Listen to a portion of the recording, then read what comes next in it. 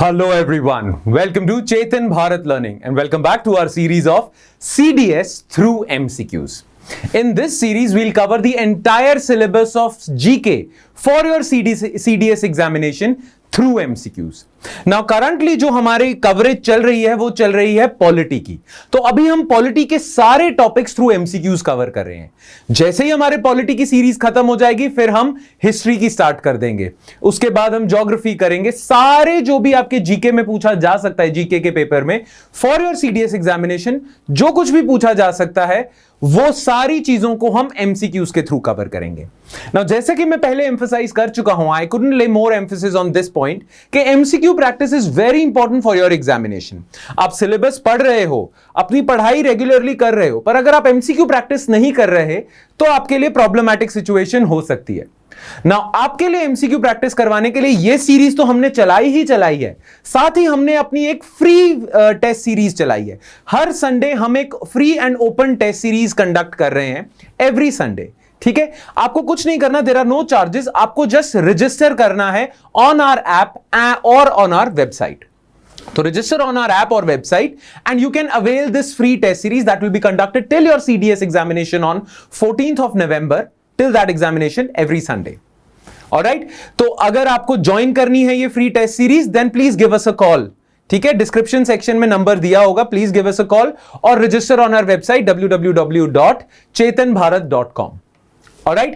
चलो फिर without further ado let's begin with our lecture of today. Alright, so आज के लेक्चर में ना हम कौन से टॉपिक्स कवर करेंगे through MCQs, which topic shall be covered in this particular lecture through 10 MCQs.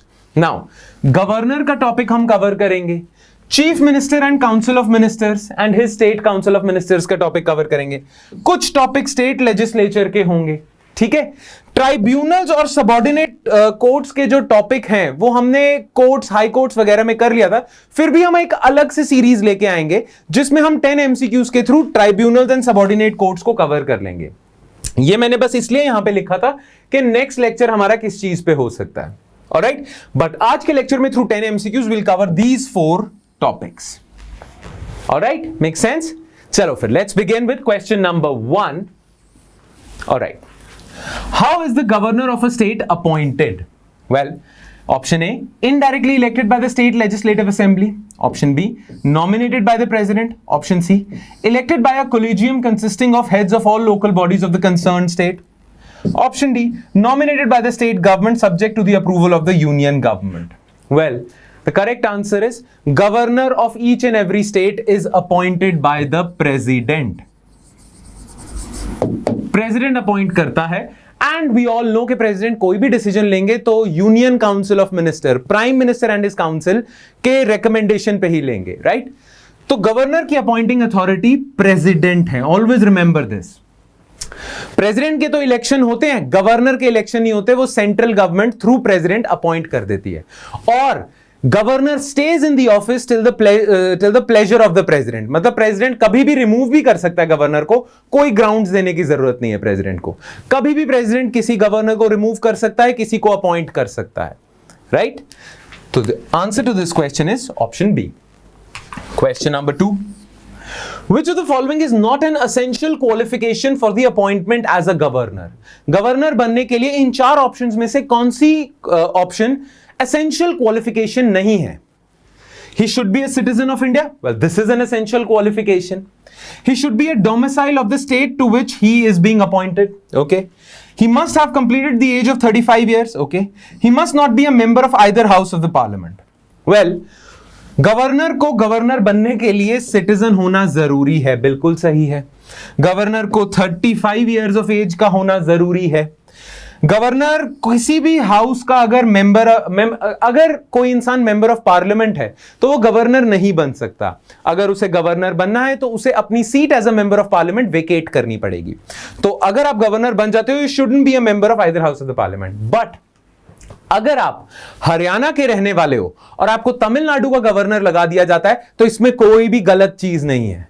सो ये कोई एसेंशियल क्वालिफिकेशन नहीं है कि आपको डोमिसाइल होना चाहिए, जिस स्टेट के आप गवर्नर हो उसी में आपको डोमिसाइल होना चाहिए, ऐसी कोई वो नहीं है।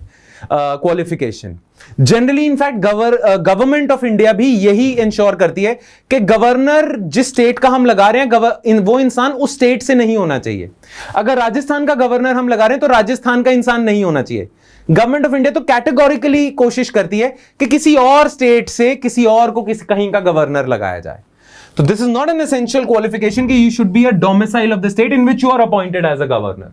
कहीं से भी हो सकते हो। JNK का इंसान मणिपुर का, असम का गवर्नर लगाया जा सकता है, राइट? सो ये है B, not an essential qualification. Then question number 3, consider the following about the terms of the office of governor. Statement 1, the governor can resign at any time by addressing a resignation letter to the chief minister of the state. Okay, the constitution does not lay down the grounds upon which a governor may be removed by the president. ठीक है, अब इनमें से कौन सी statement correct है? Well, the governor can resign at any time by writing a resignation letter to the president of India, not the chief minister of that state. जिसने appoint करा है उसे ही रेजिग्नेशन दे रहे हैं, ये प्रेसिडेंट को देंगे. So this option is wrong. The other is, the constitution does not lay down the grounds upon which a governor may be removed. Constitution ने नहीं लिखा हुआ है कि किस बेसिस पे प्रेसिडेंट गवर्नर को निकाल सकता है. वहां पे लिखा हुआ है कि governor shell stay in the office till the pleasure of the president. कोई ऐसा लिखा नहीं हुआ है कि प्रेसिडेंट सिर्फ इन्हीं केसेस में गवर्नर को निकाल सकता है. प्रेसिडेंट कभी भी कैसे भी उनके मन में आया प्रेसिडेंट के कि यार मुझे ये इंसान ही पसंद नहीं आ रहा है, तो वो निकाल सकते हैं. Right? So constitution does not lay any ground. This is correct. The answer is B. All right. Question number 4. Consider the following statements. The same person cannot be appointed as the governor for 2 or more states at the same time. In case a governor is appointed the administrator of a UT, he alone has the right to appoint the chief minister of the UT. देखें कौन सी statement correct है. Number 1. The same person cannot be appointed as the governor for 2 or more states at the same time. Constitution में categorically लिखा हुआ है कि अगर president चाहे तो 2-3 स्टेट्स का एक ही गवर्नर लगा सकते हैं. कॉन्स्टिट्यूशन ऐसा कर सकता है, प्रेसिडेंट ऐसा कर सकते हैं कि वो यूपी, उत्तराखंड और एमपी का एक ही गवर्नर बना दिया उन्होंने, कर सकते हैं. ठीक है, so this is false. In case a governor is appointed the administrator of a UT, he alone has the right to appoint the chief minister of that UT. पहली बात तो सिर्फ 2 UT के ही चीफ मिनिस्टर हैं. एक तो national capital territory of Delhi and Puducherry. ठीक है, और इन दोनों के सीएम प्रेसिडेंट अपॉइंट करते हैं. ठीक है, तो ऐसा नहीं है कि governor is the sole authority to appoint a CM किसी यूटी के, अगर वहां का चार्ज दे दिया जाए. So this is also false, none. ठीक है, question number 5.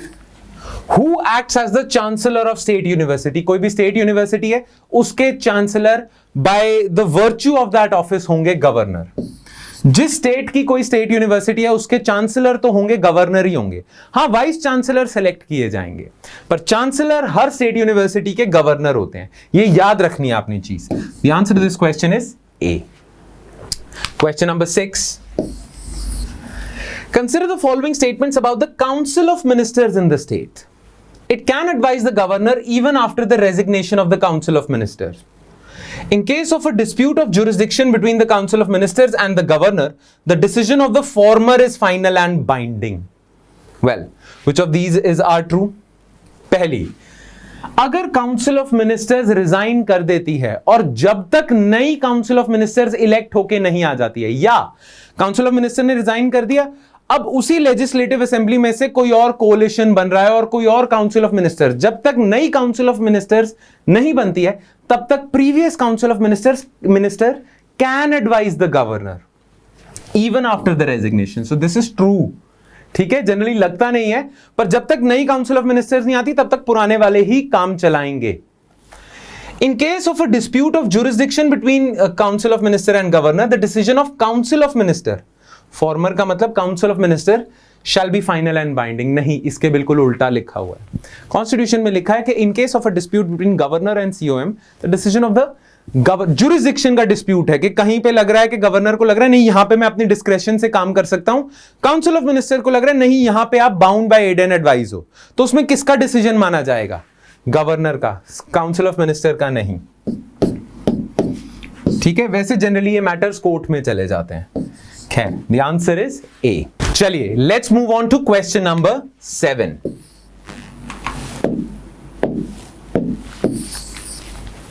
States that have a bicameral legislature in India are, bicameral legislature मतलब वो states जिनके यहां पे legislative assembly भी है, which is known as Vidhan Sabha in Hindi, और जिनके यहां पे एक और चेंबर है legislative council का, which is known as Vidhan Parishad. Alright? Now states that have a bicameral legislature in India are Jharkhand, Karnataka, Gujarat, Uttar Pradesh. Now, Jharkhand has unicameral legislature. Karnataka has bicameral legislature. Gujarat has unicameral legislature and Uttar Pradesh has bicameral legislature. तो इस क्वेश्चन का answer तो would be 2 and 4 C. But let me tell you other states also that have a bicameral legislature. Karnataka और उत्तर प्रदेश तो हो गया, Maharashtra has a bicameral legislature. Bihar has a bicameral legislature. Then Andhra Pradesh has a bicameral legislature.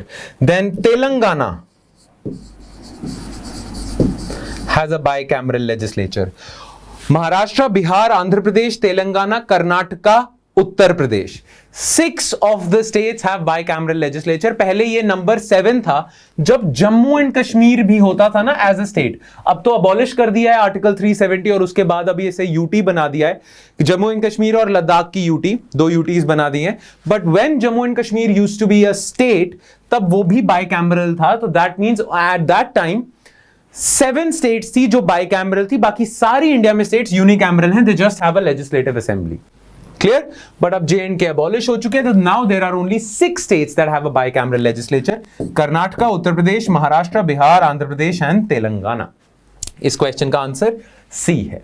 Alright, question number 8, Which of these states previously had a legislative council? किनके पास पहले legislative council Vidhan Parishad भी थी पर बाद में abolish हो गई? यानी कि क्वेश्चन में पूछ रहे हैं कि इन 6 states में से कौन सी एक ऐसी स्टेट थी जो पहले बाइकैमरल थी बट अब यूनिकैमरल है?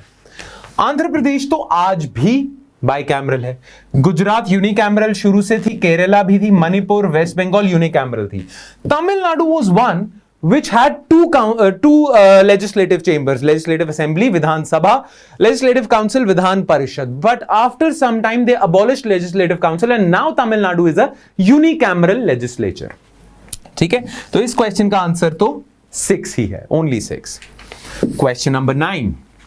The legislative council of a state which is, हमने करा हुआ है Vidhan Parishad,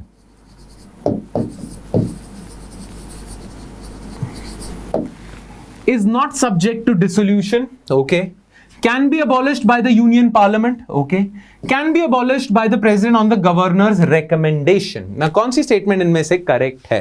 Well, Vidhan Parishad is not subject to dissolution. This is absolutely correct. Like Rajya Sabha, Vidhan Parishad is also a permanent chamber.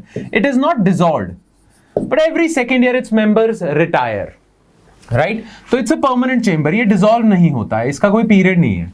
Unlike legislative assembly जो every 5 years automatically dissolve हो जाता है, 5 साल का पीरियड होता है लेजिस्लेटिव असेंबली का, जैसे लोकसभा का होता है। पर जैसे राज्यसभा एक परमानेंट चेंबर है, वैसे ही विधान परिषद या लेजिस्लेटिव काउंसिल एक परमानेंट चेंबर है, तो it is not subject to dissolution. This is absolutely correct. It can be abolished by the union parliament. Yes, absolutely correct. Article 169 कहता है कॉन्स्टिट्यूशन का कि parliament has the power to set up और abolish legislative council. किसी भी state में legislative council अगर बनानी है या उसे अबॉलिश करना है, वो पावर पार्लियामेंट के पास ही है. हां, स्टेट लेजिस्लेचर पता क्या कर सकता है? Legislative assembly of a state एक रेजोल्यूशन पास कर देगा. जैसे फॉर एग्जांपल हिमाचल प्रदेश की जो लेजिस्लेटिव असेंबली है, it will pass a resolution that we want a legislative council. वो एक रेजोल्यूशन पास कर देंगे, उसके बाद मामला चला जाएगा यूनियन पार्लियामेंट में. Now union parliament has the choice कि ये जो हिमाचल प्रदेश की रेजोल्यूशन है इसको मानना है नहीं मानना. मानना है तो they will pass an act जिसके थ्रू हिमाचल प्रदेश में लेजिस्लेटिव काउंसिल बनेगी। नहीं मानना तो दे कैन से पास करते जाओ resolution, we don't care. Alright, ठीक है। तो पार्लियामेंट के पास पावर है, हां। आर्टिकल 169 कहता है कि दो पार्लियामेंट के पास पावर है, but state legislatures can pass a resolution that they need a second chamber. Clear, ठीक है। तो ये भी करेक्ट है। It can be abolished by the president on governors recommendation, बिल्कुल नहीं। एग्जीक्यूटिव को ये पावर नहीं दी हुई है, पावर लेजिस्लेचर यूनियन पार्लियामेंट के पास ही है। Clear, so the answer is C 1 and 2। Question number 10, which of the following is the authority to create or abolish the state legislative council? हम कर ही चुके हैं। under article, I'll repeat again, under article 169 the power lies with the parliament of India, option C। Alright, और इसी के साथ हमारे आज के 10 MCQs खत्म होते हैं, and through these 10 MCQs we have covered governor and council of ministers of state, chief minister and council of ministers, and some portion of state legislature as well. Alright, I hope you liked today's lecture and it has added some value to your preparation. For anything else, if you have some doubt or something, you can use the comment section below, or you can contact us. We'll be happy to entertain your doubts. Thank you.